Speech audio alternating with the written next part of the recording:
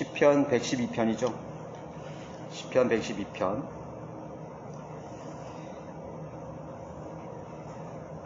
너희는 주를 찬양하라. 주를 두려워하고 그의 계명들을 크게 기뻐하는 사람은 복이 있나니 그의 씨가 지상에서 강성할 것이요 정직한 자의 세대가 복을 받을 것이라.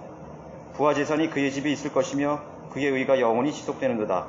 정직한 자에게는 암흑 속에서 빛이 일어나니 그는 은혜로우며 긍휼이 충만하고 의롭도다. 선한 사람은 호의를 베풀고 빌려주나니 그가 자기의 일들을 분별력 있게 이끌리라. 진실로 그가 영원히 요동치 아니하리니 의인은 영원히 기억되리로다. 그가 나쁜 소식을 두려워하지 아니하리니 주를 신뢰함으로 그의 마음이 확정되었도다. 그의 마음이 견고하여 두려워하지 아니하리니 마침내 그는 그의 원수들이 위해 임하는 그의 열망을 보리라. 그가 재물을 흩어서 가난한 사람들에게 주었으니 그의 의가 영원히 지속되며 그의 뿔은 명예로 높여지리라. 악인이 그것을 보고 슬퍼하며 이를 갈고 놓아지리니 악인의 욕망은 패망하리로다. 111절에 이어서 112절에도 하나님을 찬양하고 또 주님의 이름을 칭송하고 있습니다. 오늘은 제목을 달자면 계명들을 기뻐하는 자의 복이라는 제목을 달 수 있겠죠. 하나님께서 가장 기뻐하시는 것이 뭐냐면 하나님의 그 속성과 또 하나님의 행하신 그 일들을 칭송하는 것을 하나님 굉장히 기뻐하셔요. 그러니까 만물들은 의지와는 상관없이 하나님을 찬양하고 있습니다. 해와 달과 만물들이 그 지으신 목적이 하나님을 영화롭게 해드리는 그런 자동적으로 하나님을 찬양하는 그런 만물입니다.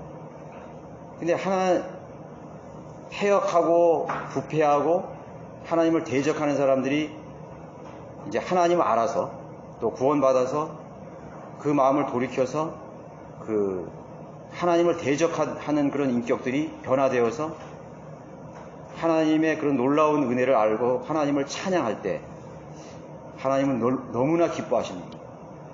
우리가 하나님 앞에 기도할 때도 먼저 하나님의 위대함을 찬양하잖아요. 칭송하잖아요. 그래서 하나님께서는 자신이 행하신 일들에 대해서 알아주는 그 혼들을 기뻐하는 것입니다. 여러분, 아버지 어머니가 되었을 때 자녀들이 철이 없을 때는 아버지 어머니가 어떤 희생을 자신들에게 베풀어 준지 몰라요. 그러나 자기들이 어느 정도 철이 들고 이제 인생의 역경과 고난을 알고서 아버지 어머니 찾아와서 진심으로 그 은혜를 기억하고 아버지 어머니께 칭송할 때 그 얼마나 기쁘겠습니까? 그건 말도 할 수 없는 거죠. 하나님은 그걸 기뻐하는 겁니다. 그래서 우리가 기도할 때도 먼저 하나님의 은혜를 칭송하잖아요. 그 이름께 영광을 돌리고 하나님을 찬양하고 하나님이 우리에게 베풀어 주신 그 은혜를 내가 진심으로 알아서 하나님 앞에 그런 것을 표현해 드릴 때 하나님 기뻐하시는 것입니다. 기뻐하시는 거예요. 우리의 기도가 그렇게 되고 또 우리가 부르는 찬양 속에 있고 또 우리의 마음과 모든 생애를 통해서 하나님께 찬양하고 그분의 이름을 높여드릴 때 하나님은 기뻐하시는 것입니다. 그래서 시편에 보면은 하나님의 그런 자비와 은혜와 또 하나님의 행하신 그런 경이로운 일들을 계속 찬양하고 있는 것이죠. 그 사람이 하나님을 아는 사람이에요. 하나님을 아는 사람이에요. 자, 이제 주를 두려워하고 그의 계명들을 크게 기뻐하는 사람의 복이 있죠. 시편 1편 2절에서도 그의 즐거움이, 복이 있는 사람은 그의 즐거움이 주의 법에 있다.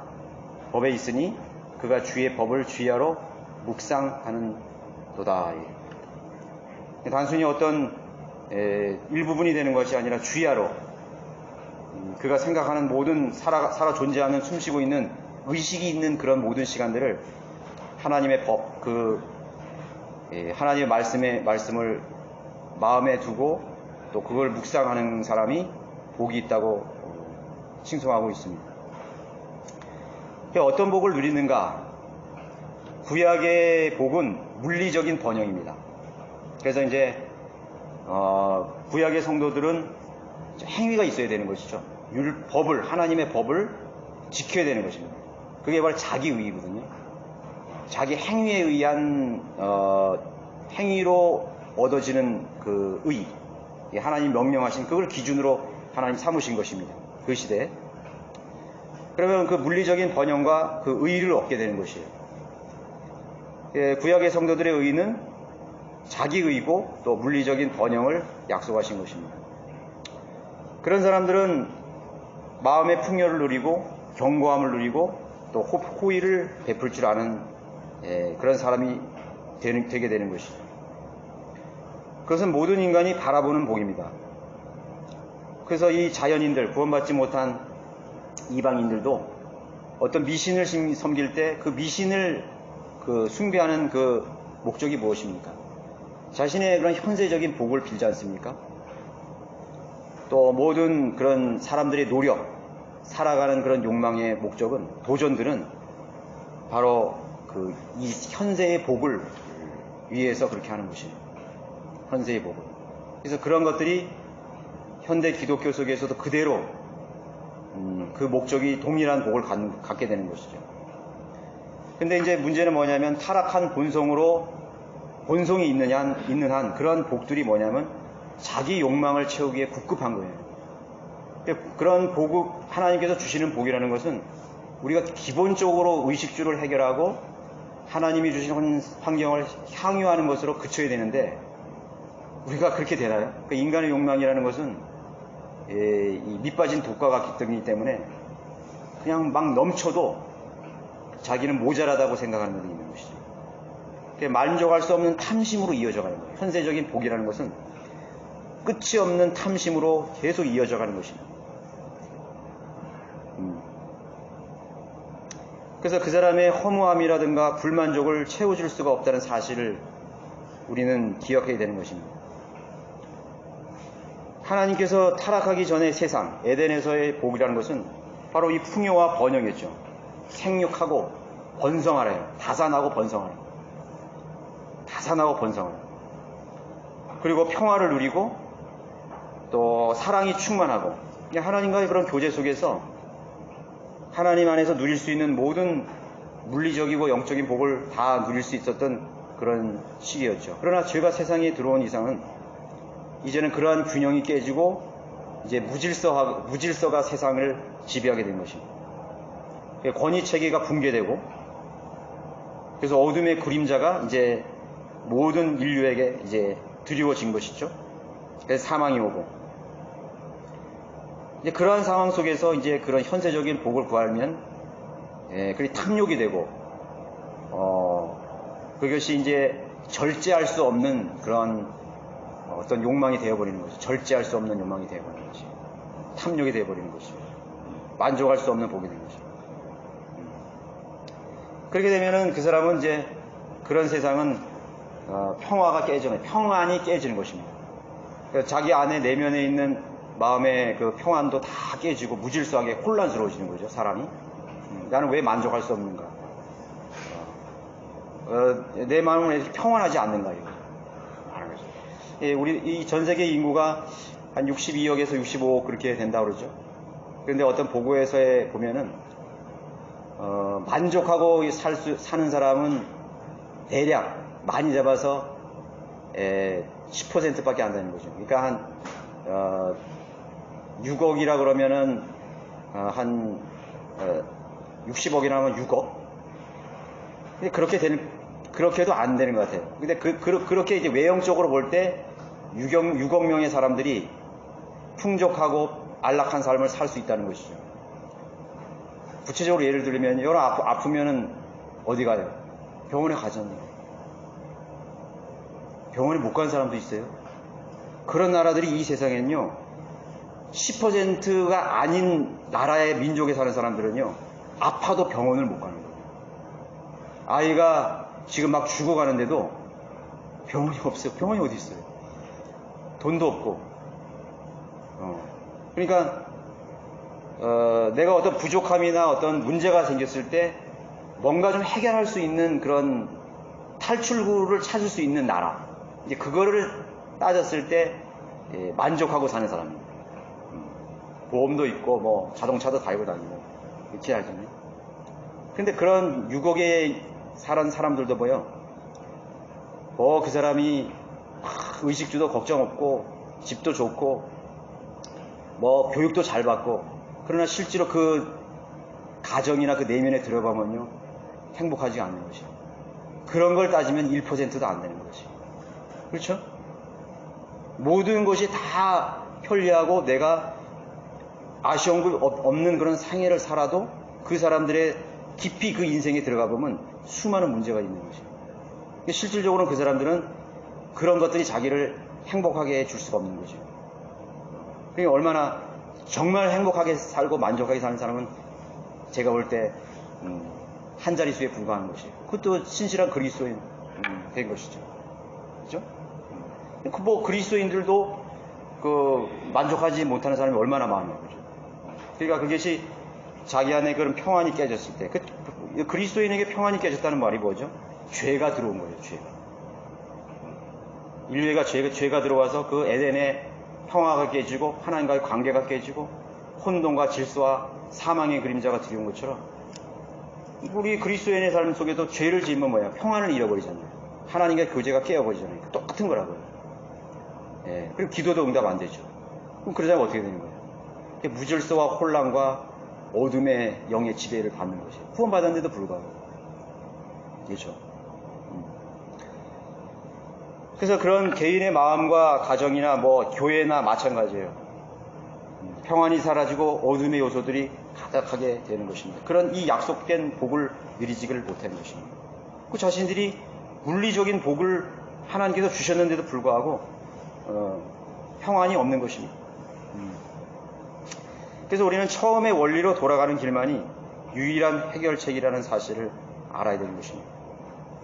우리에게 생명 주신 창조 주신 그 하나님의 교훈에 경청하는 그런 기준을 가지고 있어야 돼요. 내 인생이 뭔가 잘못되면은 다른 데서 길을 찾는 것이 아니라 나에게 생명을 주신 그 하나님, 나를 가장 잘 아시는 하나님께로 그 교훈에 경청할 줄 알아야 되는 것이에요. 경청할 줄 알아요.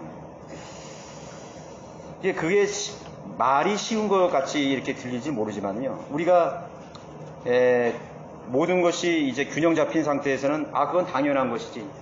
하나님 말씀에 우리가 귀를 기울여야지 생각하지만은 우리가 어떤 현실에서의 문제를 딱 봉착하게 되면요. 그 사람은 이제는 그 우선순위를 잊어버리게 되는 거예요. 우선순위를. 뒤죽박죽이 되어버리는 거죠. 그렇게 되는 거예요. 그러나 그럴 때 하나님을 찾을 수 있는 사람은 복 있는 사람이에요. 복 있는 사람이죠. 계명을 사랑하고 기뻐하고 존중하는 자리로 가야 되는 거예요. 그래서 사람들 그렇게 생각해요. 내 현실의 문제하고 이 하나님 말씀하고 뭔 관계가 있냐. 내가 하나님 말씀을 붙든다고 해서 이 현실의 문제가 뭐가 바뀌겠느냐. 다들 그렇게 생각하거든요. 그러니까 그런 어떤 의욕과 의심들이 하나님의 말씀을 붙잡지 못하게 되는 가장 큰 걸림돌이 되는 것이에요. 그러니까 이제 이 세상의 체계들이 너무나 크게 보이는 것이죠. 내 모든 질병이라든가 아니면 뭐 자녀의 문제라든가 또 경제적인 문제라든가 또 여러 가지 내 진로의 문제라든가 또 내 배우자의 문제, 아니 뭐 사업의 문제, 여러 가지 그런 사회적인 문제가 생겼을 때 그런 문제하고 하나님 말씀을 내가 붙드는 것과 무슨 관계가 있냐, 그렇게 이해하는 거죠. 그런 것이거든요. 그러나 선택사항이 아닌 것입니다. 반드시 우리는 붙잡아야 되는 것이, 그걸 기록해야 되죠. 그래서 3절에서 해 뜨는 부와 재산이 그의 집에 있을 것이며 그의 의가 영원히 지속되나. 이게 말씀을 계명들을 크게 기뻐하는 사람의 복이라는 거죠. 부와 재산이 그의 집에 있을 것이고 그의 의가 영원히 지속되죠. 물리적인 복을 구약 성도들에게 약속했지만 우리는 영적으로 적용해 볼 수 있는 것이에요. 그리스도인이라고 그래가지고 뭐 다 가난하게 살아야 되고 돈을 벌지 말아야 되고 그런 게 절대로 아니거든요. 그런 게 없어요.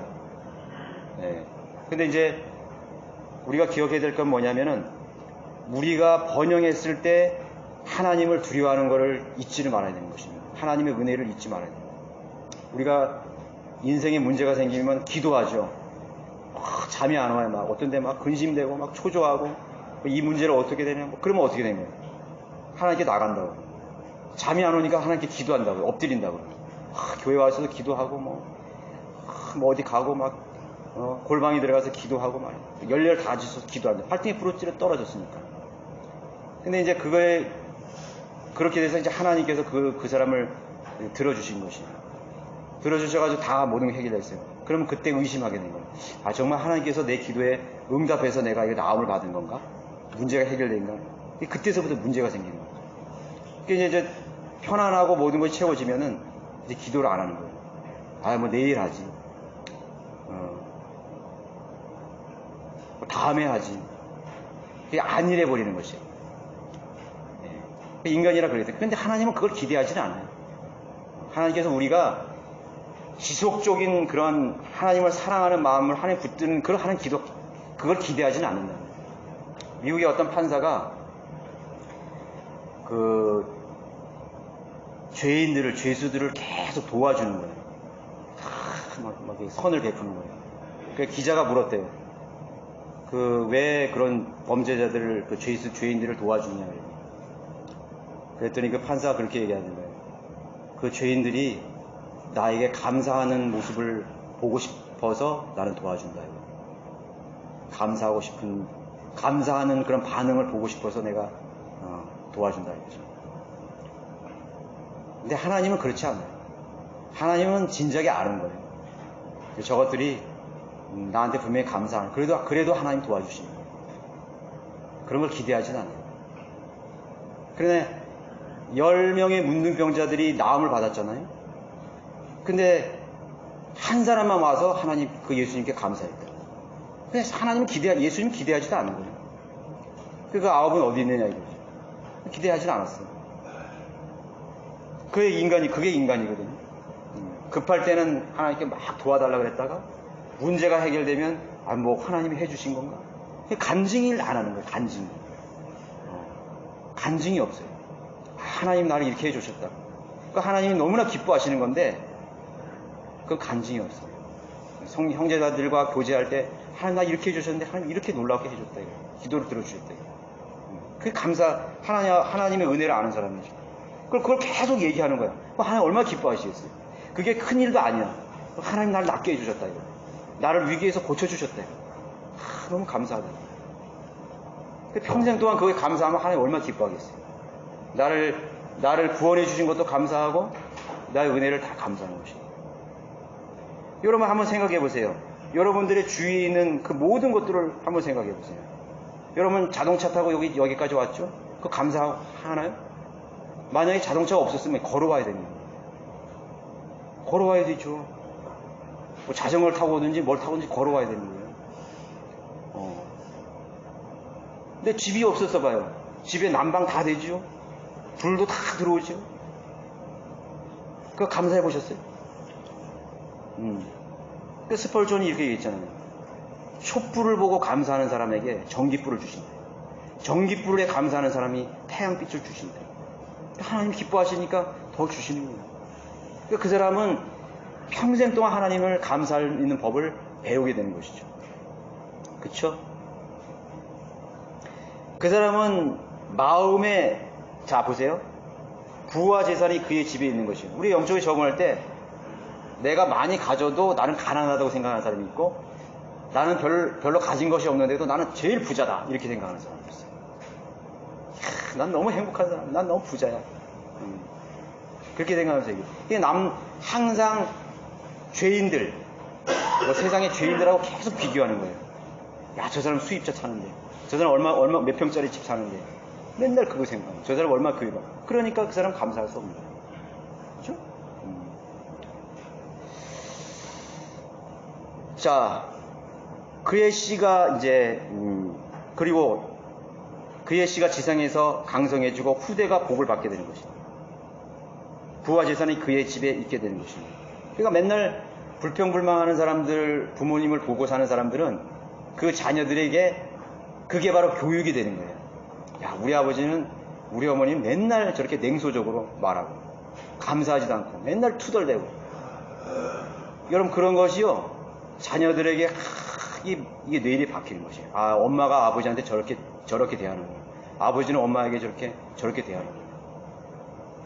그럼 그게요, 사람은요, 이제 유대인들이 파라오에서 430년 동안 그 노예 생활을 했잖아요. 또 광야에서도 그 노예 근성을 버리지 못한 거예요. 우리 노예 근성이라 그러잖아요. 누가 보면은 하는 척, 누가 안 보면 농땡이 피우고. 그게 노예 근성이죠. 그게 사람의 몸에 찌들어가지고요, 그게 버리지 못하는 거예요. 그냥 광야에서 그 사람 때를 벗기기 위해서 하나님 고난을 준 거예요. 역경과 고난. 하나님만을 신뢰하는 법이에요. 근데 계속 어딜 그리워해요? 이집트를 그리워하잖아요. 거기에 먹은 고기 있고. 차라리 내가 노예는 그래도 먹고는 살잖아요. 그죠? 의식주는 해결되잖아요. 차라리 내가 거기서 있으면 굶어 죽진 않았지. 그러니까 그런 것이 사람이, 저도 보면은 아버지가 그냥 술 먹고 들어와서 행패 부리고 큰 소리 치고 폭력 휘두르고 그런 거 보거든요. 그러니까 저도 만약에 예수님을 안 믿었으면요, 거듭나지 않았으면 나도 그렇게 살았을 거예요. 내 몸에 그게 그대로 있거든요. 내 어머니에게 욱박 지르고, 막 밖에서 무슨 스트레스 받으면 집에 와가지고 말이야, 화풀이하고. 우리 그런 삶이 찌들어 있기 때문에 우리가 거듭나지 않고 성령으로 살려면 우리도 그대로 그게 모습이 나오는 거예요. 그대로 나오는 거예요. 그러니까 내가 하나님 앞에 늘 감사하고 내 마음이 항상 부요하고 하나님께 감사하는 그런 마음을 보면 내 집에 우리의 씨가 항상 그 복으로 계속 후대가 복을 받게 되는 것이죠. 자, 무엇으로 우리가 시작했느냐가 중요하시죠. 내가 그렇다 할지라도 이제 다시 나는 새롭게 시작하는 것이 중요한 것입니다. 원래 인간의 처음 출생이 잘못되었기 때문에 그래서 거듭나야 된다고 말하는 것입니다. 처음 출생에서 나온 것들은 하나님 앞에 결코 인정받을 수가 없는 것입니다. 우리는 그리스도인으로서 진리의 지식으로 다시 돌아가서 그것을 우리의 가운으로 삼고 우리의 교훈으로 삼고 그것을 우리 생애의 반석으로 삼아서 기초를 삼아야 됩니다. 그 기초로 삼아야 됩니다.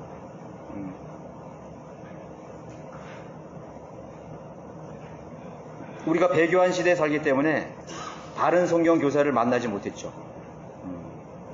우리가 바른 성경 교사를, 스승을 만났다는 것은 가장 소중한 계기가 되는 것이에요. 가장 계기가 되는 것이에요. 사람에게 감사하지 못한 사람이 어떻게 그랬잖아요. 보이는 내 형제를 사랑하지 못하면서 보이지 않는 하나님을 어떻게 사랑할 수 있는 거죠. 또 우리가 다르게 생각하면 보이는 사람의 은혜에 감사할 줄 모르면서 보이지 않는 하나님을 어떻게 감사합니까? 부모를 공경하지 않는 사람이 어떻게 하나님을 공경하고 하나님을 섬길 수가 있겠어요? 그건 거짓말이라고요. 그건 위선자라고요.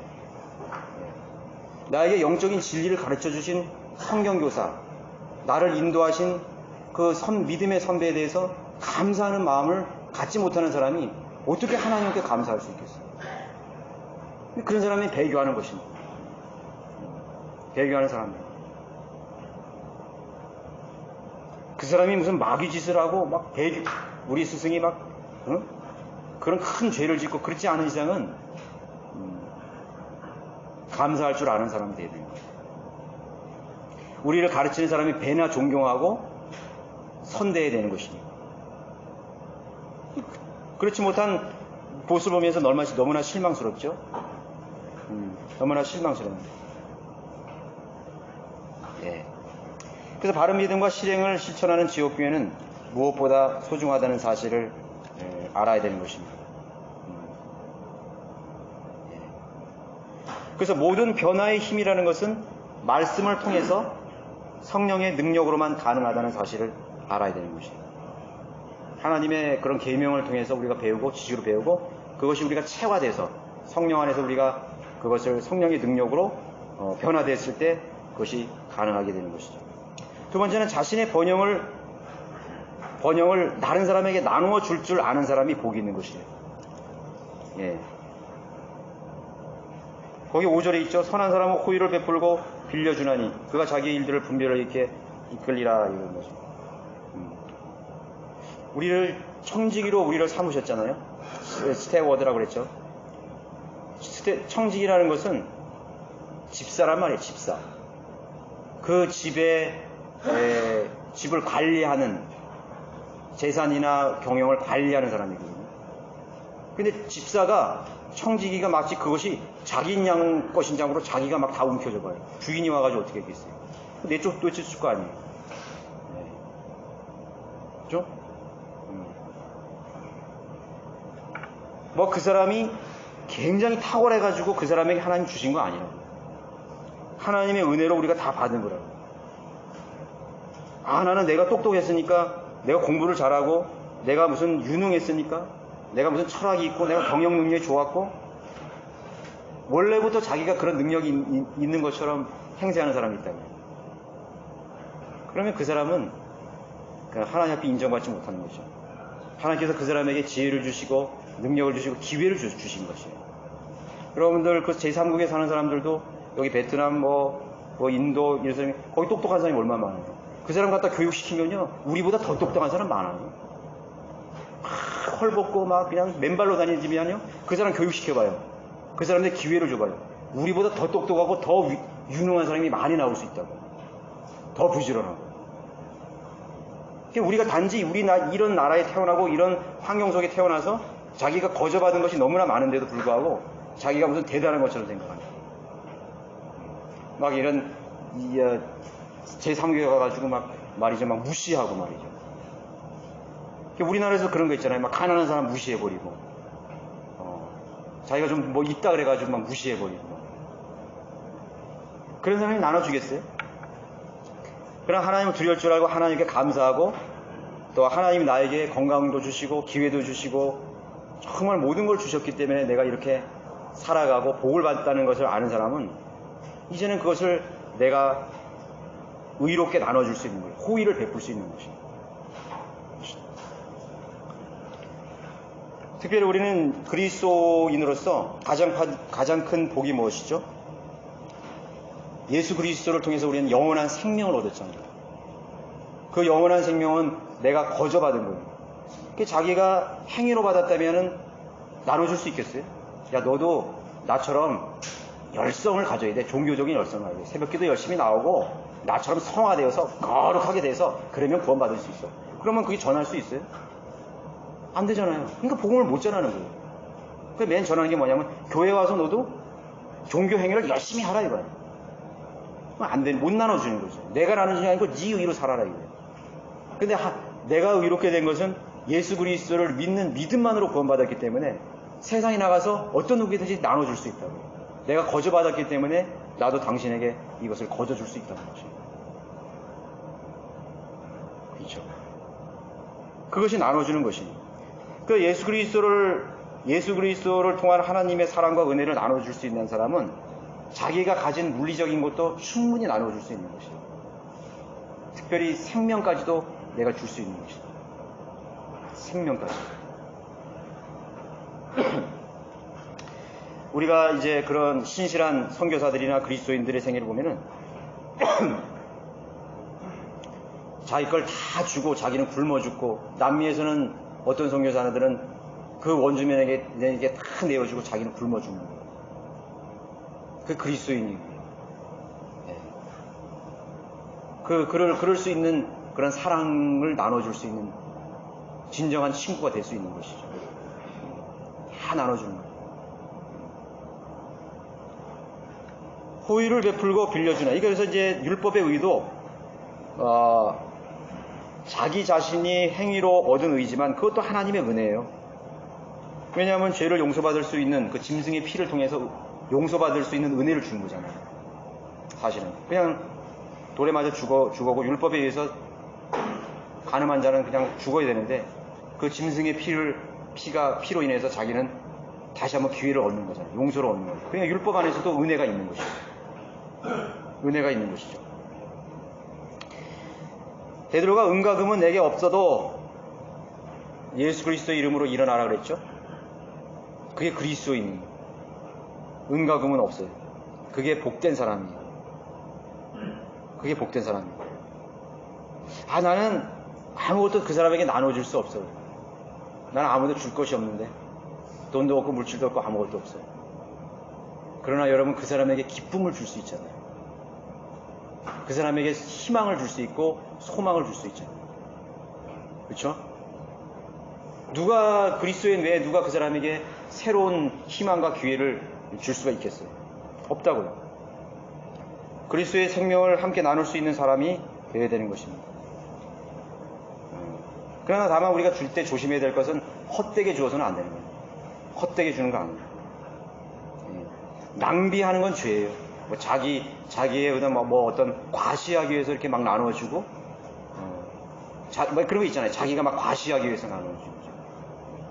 그게 막 자기가 쓰다 가면 찌꺼럭지를 나눠주고. 그런 세상의 자손이라는 게 그렇거든요. 자기 먹고 쓸 거 다 쓰면서, 그거 누가 못해요? 그 껌값이잖아요, 그래. 껌값. 자기 이름 딱 드러내고. 그래서, 자기의 가장 소중한 것을 줄 수 있는 사람이 진정으로 베풀 수 있는 사람이에요. 그 사람이 진정 베푸는 사람이에요. 소중한 사람. 그렇지 않으면 그건 낭비고 죄예요. 그러나 주는 사람은 내가 그런 생각하거든요. 난 이거 내가 줘버리면 나는 어떻게 사는가. 그러나요, 주는 사람은요, 이상하게요, 다시 돌려받아요. 그 하나님의 불변의 원칙이에요. 그죠? 그냥 주면 계속해서 그 사람은 풍족한 거야. 그러면 여러분, 이 경제도 그렇잖아요, 경제도. 만약에 사람들이 다 저축만 하고 쓰지 않는다고 생각하고, 지금 안 쓰잖아요. 그래서 국가에서도 돈 쓰라고 지원금 나눠주잖아요. 써라, 막 써라 그러잖아요.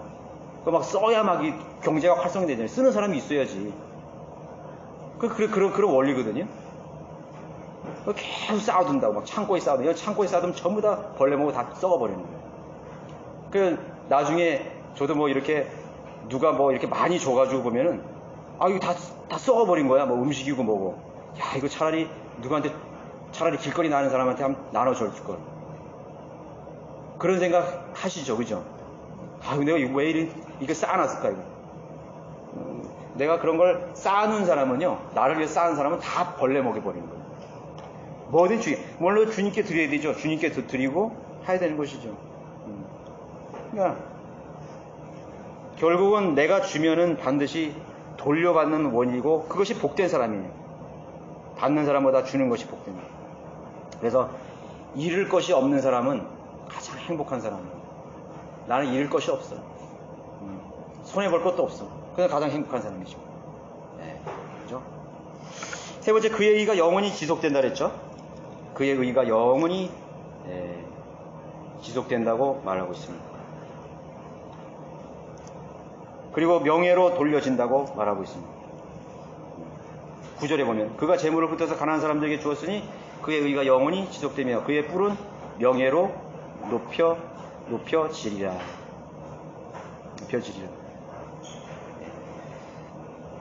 빈부의 격차라든가, 우리가 이제 자본주의 경제 체제에서는 이제 그래서 사회주의자들이 나타나는 것이에요.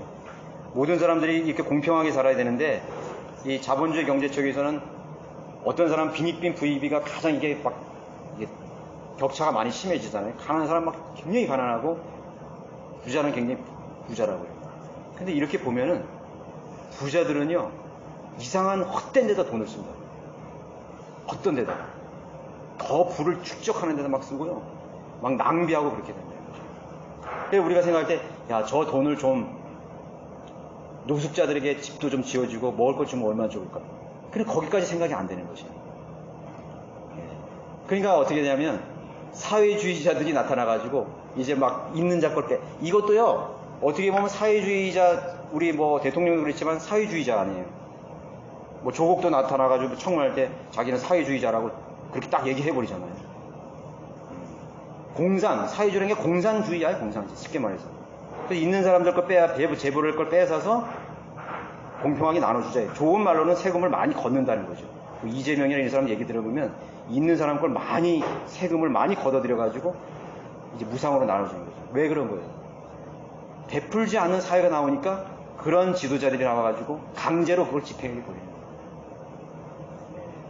강제 집행해 버리는 거죠. 그런 거 우리가 볼 수가 볼 줄을 알아야 되는 것이죠. 그렇죠?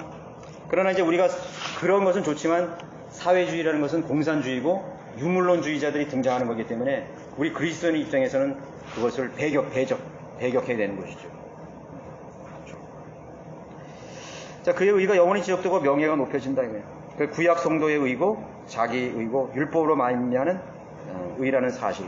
8절에서도 그의 마음이 견고하여 두려워하지 아니하리니 마침내 그는 그의 원수들 위에 임하는 그의 열망을 버리라. 하나님에게 의를 두는 사람, 하나님의 진리, 하나님의 계명을 기뻐하고 그의 의를 두는 사람은 두려움이 없는 것이죠. 왜냐하면 하나님의 심판 앞에 설 준비가 되어 있던 것이 하나님의 심판 앞에 설 준비가 되는 거죠. 그래서 우리가 하나님의 심판, 설 준비가 되어 있는 사람들은 우리는 누구예요? 예수 그리스도의 의이기 때문에 우리는 결코 두려워하지 않는 그리스도의 의를 가진 사람인 것이죠. 오늘의